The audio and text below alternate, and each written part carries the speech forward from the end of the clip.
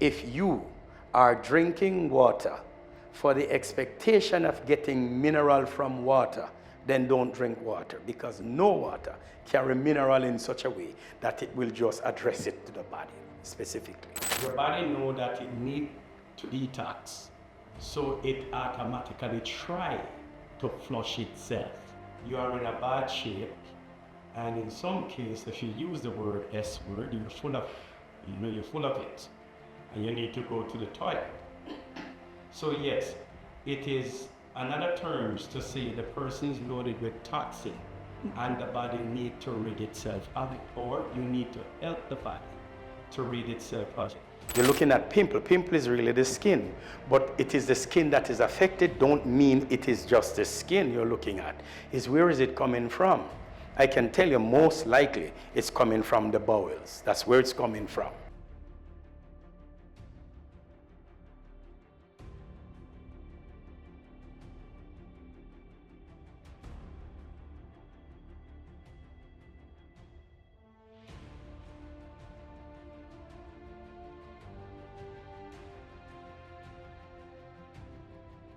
You see many people walking around with growing bellies, pimple all over their faces and even the back.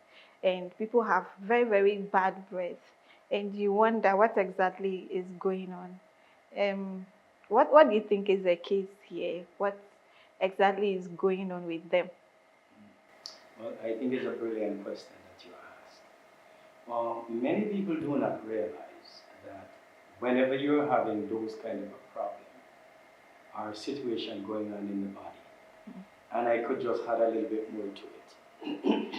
While that is happening to them, you have an additional swelling of the feet, pain in the ankle, breathing problems. Sometimes the same person will have IBS, which is, for those of our listeners who don't know, is irritable bowel syndrome.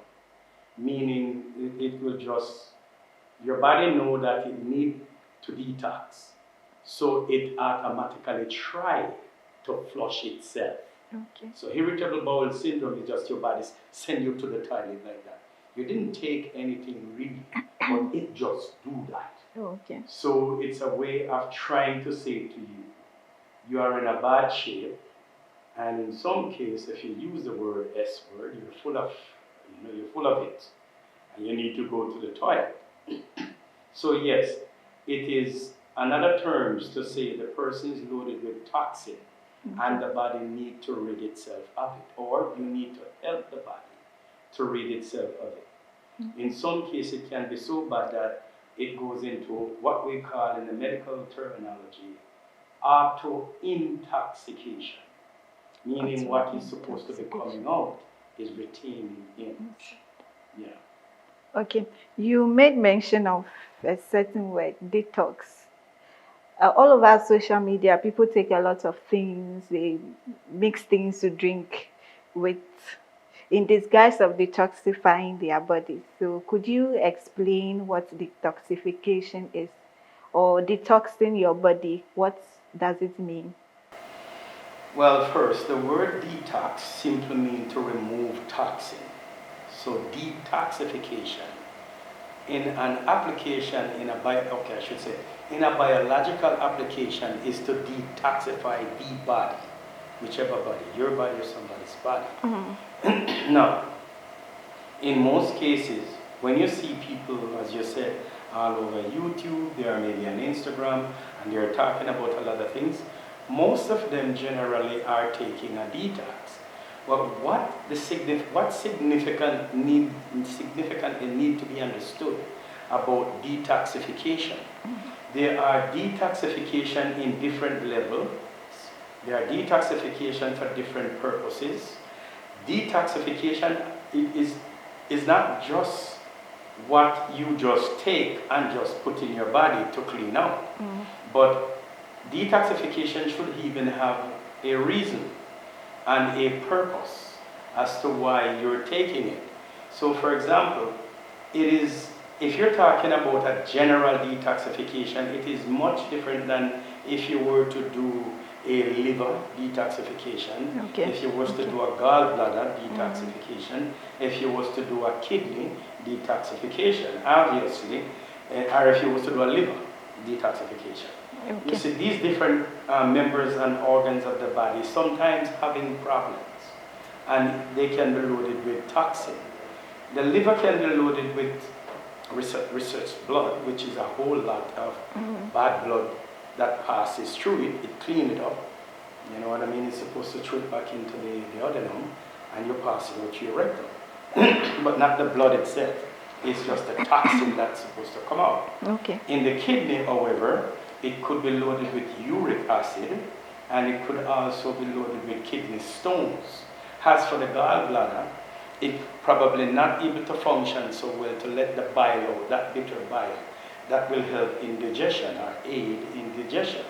It too, like the kidney, you could have gallstones as well. So if you're flushing gallstones and kidney stones and you're cleaning the liver, then you have to consider that not all the time that is a matter of cleaning the bowels, because the large intestine, the small intestines, they too carry a whole lot of fecal matter which need to be actually relieved from the body. So this is why I say different organs in the body having different problems. And if it is detoxification you're doing, it all depends on what is your purpose and your intent. And actually sometimes what do you want to achieve? So it depends on that and what you're doing. So when you hear people on YouTube sometimes or Instagram and they're just taking stuff, if you get down to the point and you ask them, you're detoxing, they said, yeah, you could ask them, what are you detoxing? You could see it become complicated. Okay. Back then, in many African households, okay, let's bring it to Ghanaian homes. So when you hear that, mothers call you that we want to cleanse your system, there's no negotiating. Okay. So usually they prepare herbs, or they mix cloves, and it's cloves I can remember. They mix a lot of things and they pour it into animal pumps, and then that's your detox for the day, and it's done periodically, and that's how we energize our bodies, cleanse our bodies of toxins and all that. At least that's what we know, that's what they tell us. So is that really it? Is that something that is scientifically good to be doing? Yes, it depends on how it is done.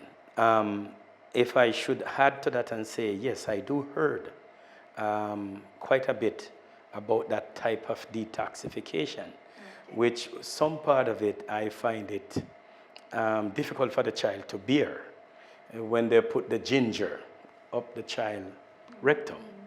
I don't believe that detoxification have to be painful. I really don't think so. And like you said, that when the parents call you to insert that incision in the rectum, there are no negotiation.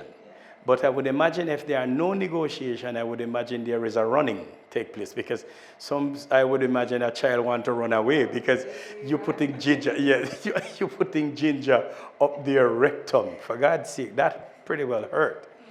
So apart from that, as I said, I do not believe that detoxification through enema have to be painful. I don't think it should be. For whatever reason, unless you have nothing else. But there are many, many ways to get toxin out of the bowels or out of the large or small intestine without you have to go through such a painful act. One of them is colon hydrotherapy. But before we even go to colon hydrotherapy, let's move back, because a lot of people sometime in North America, they said, oh, that thing is evasive. Well, to tell them the truth, they need to go and read up on the Queen of England. Most of them, they do that as one of their first line of defense of disease. This colon hydrotherapy. They cleanse the body. Because when you clean the body like that, the immune system will start to get strong, because you remove so much from the bowels. The bowels is well known to carry, for example, even 150 pounds of fecal matter can hold in the bowels alone, from the large intestine to the small intestine. But before, I'm going to back up again, even before we get to colon hydrotherapy. Well, you can do also hydrotherapy as a way of detox, which is not painful either. There are ways and means to do hydrotherapy by you make the water as hot as possible into a bathtub. You see, okay, before I even get to let me talk about another way of doing it in hydrotherapy. You can also use a body brush, and you can brush every part of the body from the front up, and you keep brushing and come to the heart.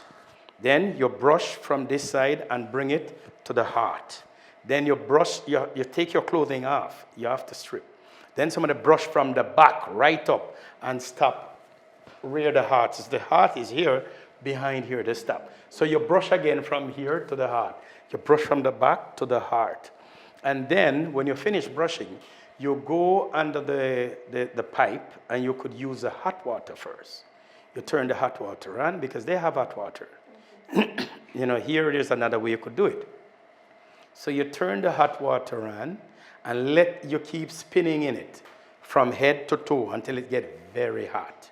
Then after that, you start to close the hot water and then release the cold one in it.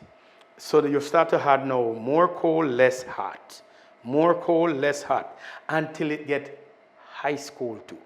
So you go from hot to cold. What you're doing is, when you brush the body, you bring the blood to the heart, which is the thing you really want to do. The next thing you do too is the brush will take out anything that blocks the pores, that you can sweat and filter out any toxin that is in the body. Don't forget that the largest eliminating organs of the body is the skin. It's not the rectum, it's not the vagina, it's not the penis. As people think they see so much coming out. Pee, they see poo, and they go, wow, that's a lot. Well, the skin lets out way more than all of them. Now, when you do that, and you spin, you then bring it from hot back to cold. So when you apply the heat first, the pores will open up. The pores will start to open. When heat catches the body, it does that. The skin open up. Just the heat, the pores open, ready to let out anything that is inside. And while you continue spinning in the hot water, most of the stuff is coming out. Remember, you brush already, so you brush the pores, that you take out anything that blocking it. While you were brushing, bringing the blood here, you were brushing the pores open. You were brushing them open as well. So when you finish, when the heat catches the pores and the body and it's open, stuff coming out. Then, that is why now, to close back the pores, you then turn the hot water off a little, then increase the cold one. Then you keep turning the hot one off, increase more cold. What that will do now is close back the pores nicely. And at the same time, it sends the blood to the heart. And when the cold is coming, what happens when the heat catches the body too, the red blood cell will rush to the top. No, the white blood cell will run to the top, trying to believe you're having a fever. Then, when you start to apply the cold, the white one will back off and the red one will come up, think you're having a chill. So it does this, right? So that improves circulation a lot. So that is one way of doing hydrotherapy. Another way of doing hydrotherapy is when you put hot water in the bath. I would say anywhere from 70 to 106, if you can take that temperature. And then you put at least a cup of Epsom salt in the hot water. Then you swish it around until you don't see the salt at the bottom of the bath. Then you go in there and sink yourself all the way up to your neck. You stay there for at least half an hour. But this one, though it may sound as if it's not so heavy, it is so radical in some sense for some people because they have too much toxin. It is best for you at no time to do that by yourself. You should have someone in the bathroom sitting there with you. Because believe me, I do it before, and when I try it after half an hour, to 40 minutes, I tried to get up and I fell. My limbs were weak. It pulls so much toxin that my body never used to letting off so much. And that was long before, like that's over about 20 something years now since I do that. And then I realized that thing, it's pull a lot. Now in that water again too, it depends on what the situation is, what kind of disease you're trying to get rid of, if it's just toxin. If it is malaria, or if it is typhoid fever, you handle it another way. So you use the same hot water, and then you can put some of the Epsom salt. You get a towel, and you take your handful of cayenne pepper, which is the hot one, pour it in the towel, and then you can take a handful of ginger root powder, that's the hot one, ginger root, and you pour it with the cayenne pepper. You mix it up, then you tie the bag. Don't let it, the rough cayenne get away in the water. Tie it and put elastic around it. Then you put it in the water, then you will see the water turning yellow and reddish. If for women, and men, you put, you can use a little bit of Vaseline over the pubic area, that the cayenne pepper direct contact don't burn. And then you stay there too for another 45 minutes to an hour. It pulls out, it starts to make you sweat more. So you know when you have typhoid and you have malaria make you get hot. And sometimes you get chill. What you're actually doing is you are prompting the fever to get worse. And by it getting so hot and you start to sweat more, it starts to come out. You're sweating it out. And then now, so like the one you were talking about before, where you put the hot water in the basin and then you throw the towel over your head. Well, the one I'm telling you about here, by the time you finish doing it, the next day you will be up walking, because it pulls out far much more than just what comes out of your head. Yeah. So that's another way of getting rid of certain other things you're detoxing. So there's a lot more. Then when you get now to colon hydrotherapy, which is one of the best, to put you on a machine, or if it is manual, on the machine, or whichever way you do it. If it's manual, you could use one of those hot water bag. It's called like a thermal bag. You put the water in a certain amount, up to a certain temperature, which is about 45 degrees to 50. And then you put the little plug on it, which is a speculum. And then you can put it at the rectum. You press the bag, and the bag will load it. Then there is a little nipple on it. If you feel like you want to go back, like poo, you squeeze it, and it lock the line. So the rest of the water is in the bag. Nothing goes back in. And then they make you keep it for a while. Then what we will do is we start to push around the stomach, break it, because the water is inside. We break up the fecal matter, then we tell you, go to the toilet. So you will go to the toilet and sit, then everything coming out. Then we then repeat the same process, and then we push like the ascended colon, the transverse colon, and the descending colon. We keep cracking up what is on the wall. And while the hot water is inside, it is helping the body to release the poo or the fecal matter from off the stomach. They send you back to the toilet again, and you see a whole lot of stuff coming out. If it is like, yeah, that's another detox. But what if you're detoxing for the fact that you have colon cancer? Not if it's colon cancer. Then you have to put strong medicine. After you put water several times and flush out the sludge, then you put medicine and induce the medicine inside and let the person hold it. Then the medicine must be cancer medicine. So it's in liquid form. It will go right where the cancer is, and you keep it on it. So it stays there for about half an hour. Cancer really don't like that. And then you go to the toilet and you let it out again. So that's another brief way of saying you have different kind of detox for different purposes. Then you have minerals. You have vitamins, all detox. You have chelated minerals. You know, like you get chelated mean that there's a little protein that they use to wrap the capsule when you take it that will help to make it fire up and use better. And then, that's the chelation therapy. Yeah, or you can take with the vitamins, you can use, for example, vitamin C, 8 to 10,000 milligram one time, and it flush you out. Vitamin C will do that. Another a mineral now is magnesium. Magnesium with a touch of calcium. But magnesium, you take a heavy dose and it too flush out. This is why you have like magnesium oxide. We call it the white powder, or the white lady. It sends you to the toilet even 10, 15 times in a day. You just keep going.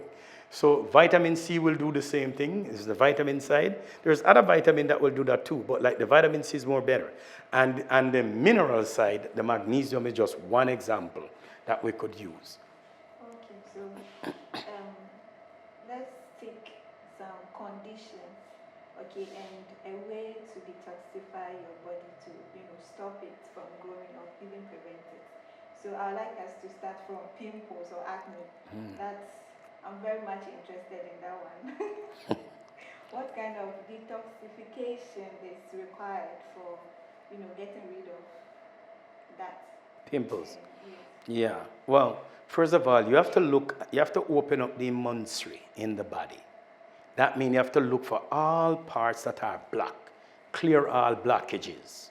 So for example, you're looking at pimple. Pimple is really the skin, but it is the skin that is affected. Don't mean it is just the skin you're looking at. It's where is it coming from? I can tell you most likely it's coming from the bowels. That's where it's coming from. So let me give you an example. The best thing to do is to relieve the body of all the toxin from everywhere, because the skin does not operate on its own. It has skin cells. It has many different portions to it that you have to understand that if it has been affected, it's many other things you have to look at. So if it was pimples, for example, and I'm going to deal with that, I will check the person to find out what are the blockages in their body. So you have to find out if the kidney is functioning right. Uric, urine, uric acid. Throw off in the body, the skin have problem with it. Then, what if it is a eating problem, where the person is eating bad food? And I mean real bad food. For example, they are eating pork, shrimps, they are eating alligator, snakes, and if they get cockroach and ants, they will eat as well. Now, that food will surely inside the stomach produces morbidity, which will then turn around and attack the skin. Again, too, eating and then sleeping, so the body don't know what to do with the toxin while you're sleeping. Then eat food and eat bad food, and at the same time, not drinking enough water to flush it out. It's not flushed, the body is not flushing properly, so the skin come under problem. So what I will do, then you check to, in another sense, if it is constipation. If it is constipation, where the bowel is not passing out the fecal matter properly, then the skin is going to automatically step in and try to do the work that the bowel is supposed to do. While the bowel is supposed to handle filth. It's filth it's supposed to handle. It's supposed to do that. Like the liver don't supposed to handle filth, it's supposed to handle blood. So it's supposed to clean the blood. Then you have every different organs doing their own thing. They are cleaning up the body. The two kidneys, again, I would have to check to find out if there's any blockage. What if there's kidney stones and the kidney not firing properly? So we would have to remove the stones. What if it is the gallbladder as well, gallstone? We have to flush these things out and then clean the body up and let the body start to function at a light burden again, Okay. What about with regards to the brain function, feeling dizziness, slow concentration, and all of that? What part of the body is required to be detoxified? Yeah, well, it's the bowels most times. Most time is the bowels. Everything goes back to the bowels most of the time, because it is where you put all food. And I'm not saying that most people listening to that, some professional might just say, well, no, not really. Well, it's true. It's not really all the time, because disease can enter the body that can cause those problems. Not from just mouth, goes into the stomach, but from ENT, ear, nose, and throat canal. So if it is a virus, it could enter, it could enter anywhere through here too as well. But it's one of them, ENT, ear, nose, and throat, which is the mouth. What you put in is what you're going to see coming out. Yeah, so I would go again to the bowels. large intestine, small intestine. Then I will go to all the digestive organs, including the endocrine system. And then I would clean all of them. Heart, liver, lungs, kidney, gallbladder, all of them. Stomach, all of it. I would just clean them up. Most of the times, when you go to the hospital, they give you one place 400. One what? One place 400. It's a dewormer. Okay. So most often they tell you that you have worms in your body. They are causing your brain to malfunction and all of that. What do you say about that? Well, to be honest, some of the time it's true. It's these things, especially certain type of worm, hookworm, threadworm, pinworm, they also play certain, and parasites, they also play a great important role in our body. The unfortunate thing is that they really never told us the truth, about certain type of disease. It is really, most of them is parasite and worms. That's what they really are. But then again, if you're feeling like that, you breed worms and parasites most likely to how your body shed things and don't shed things. For example, you eat 4 or 5 times, you ate food 4 or 5 times per day, and you go to the toilet only 2 times. So there are still 3 meals leaving your stomach every day. Well, 7 days make a week. And so therefore, in 1 week, there is 14 meals left in your stomach that never came out. For the month, come on, it's 14 times 4. That's a whole lot of meal leaving your stomach. Now, what do you think take place when these meals are sitting in your stomach and you started to have what they call constipation, but it leads to auto-intoxication, where it's not coming out? It started to rot. And when it starts to rotten, when you pass your gas, it smells bad. And when that's which we said flatulence, you're having lots of gas. And then when you use the toilet, it want to the smell out to kill you, same one who pass it there. You can't even bear. I know women and men who tell me that they can't even bear their own smell. They can't handle it. And it's their own smell. So the poo smell very bad. And then when they go to the toilet, they will tell you they pass out worm. Well, these things will start living to the rotten fecal matter in your stomach, and from there breed serious trouble. So then it will cause it get in the bloodstream. What happened? The heart will pump the blood, and it have to feed the blood to the brain. So where do you think these parasites and these worms will go? Anywhere the heart pump the blood, the brain is one of them. So you find you started to feel log, tired quickly. You feel like you're drained, no strength. You feel like your level is low. You just feel sluggish, to be honest. And like sometimes you also feel like when you eat food, it won't stay down. You want to vomit back up. Well, that is because the stomach is telling you that it can't keep anything down due to the rot that is inside there. So every time you put down a new plate of food in your stomach, it mixes with the rotten ones. So it makes life very, very miserable. So you can feel like that, tired, sluggish, all of these things. Swelling of the ankle, swelling of the knee, pain in the joint, all these things that are inflammation all over the body is just coming from the bowels. So are there some natural ways to cleanse our bodies of toxins? Yes, there's a lot of ways to do it. Now, there are some ways which I just spoke about a while ago, which is the colon hydrotherapy, hydrotherapy. Then we can use herbology, and we can also use food to do it. So it is said, let your food be your medicine. Let your food be your medicine.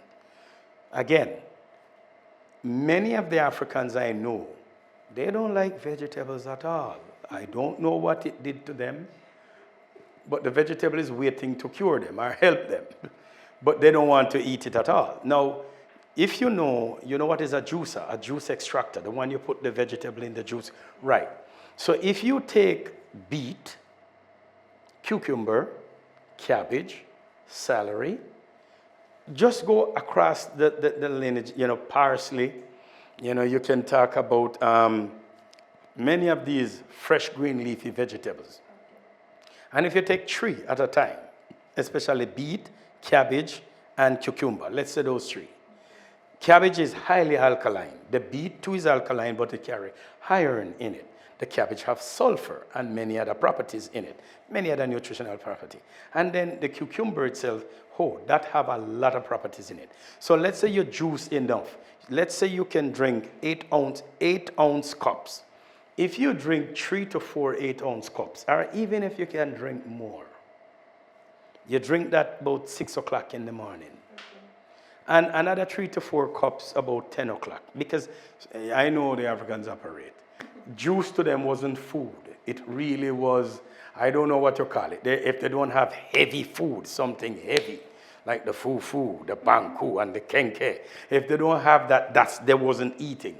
Well, those juice have way much more than any banku, fufu, kenke, or any of these things can carry. And not just that. These raw green leafy vegetables carrying something called enzymes in them. And they can use to clean the blood. Just by drinking like 3 to 4 cups in the morning, about 6, another 3 to, if you feel hungry before 12, then you could drink another 3 to 4 cups about 10, another 3 to 4 cups about 2, and another 3 to 4 cups about 4 or 5 or 6. Because those, if you even have it about 6, by 6, 7, 8, it digests already. Unlike the heavy food that will, 6 and 4, 10, about 11, 12 o'clock, it will digest in the night. Those juice, they take less, about 2.5 hours, right through the bloodstream. So you can do juice therapy, and it detox the body. Then there's another thing you can do, is water fasting. It's another way of getting out everything out of the body. You could just get, when you get up early in the morning, force down 2 liters of clean water. And it shouldn't be, the Japanese know about that. They do it. They know about it. It shouldn't be, the water you're talking about shouldn't just be water from the well like that. It should be reverse or even distilled water. Some people say distill is acidic. Well, the amount of acid that you have in distilled water, forget it. It couldn't do you anything that much. Not going to do it. Or they might say, oh, it have no mineral in it. It's true. Distill don't have any mineral in it. But let me say this, and let me say this publicly. If you are drinking water for the expectation of getting mineral from water, then don't drink water, because no water carry mineral in such a way that it will just address it to the body specifically. So you won't get that from it. So you can do fasting, whereby you either you eat fruits in the morning, drink lots of water, and then rest the body throughout the day and keep pumping water in. So when you get up early in the morning, you put down 2 liters of water, force it in. As you put that in another less than an hour, you will feel like going to the toilet. And when you go there, you see heavy stuff coming out. So you could do that as well. Then you can use, as I said, minerals and vitamins as well. And then you can use water. You can use food. It's like that. For those who are thinking of doing detoxification therapy, they are to consider the following thing. Identify sometimes what's really going on in your body before you started to talk about detox. Because if you are having certain problems and you do a certain type of detox, it may not even address the real problem that you have.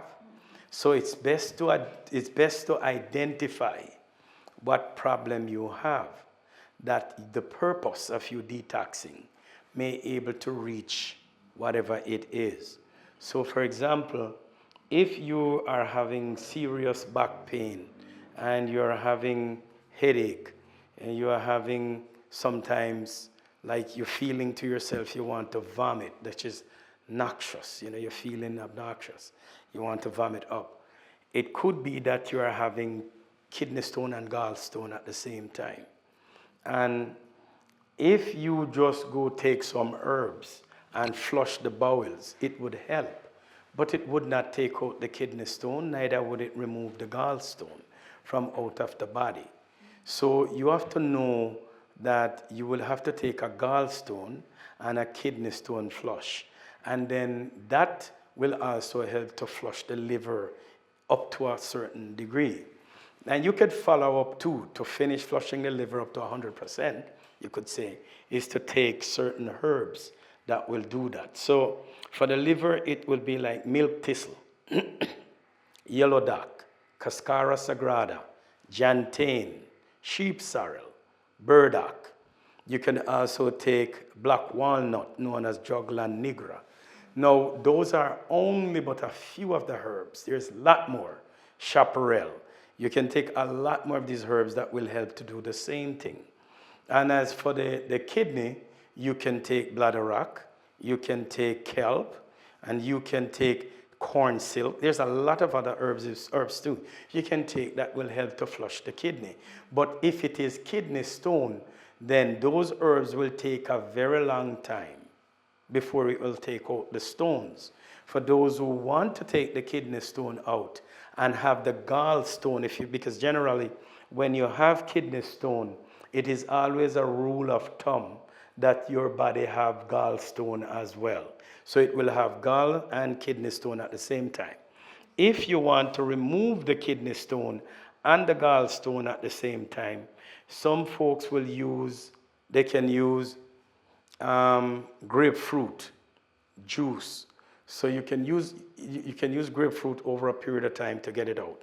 Another way to remove it, you can have lemon juice and olive oil, which a certain combination, like a certain amount of lemon juice to a certain amount of olive oil, and then you drink it at about 8 o'clock in the evening.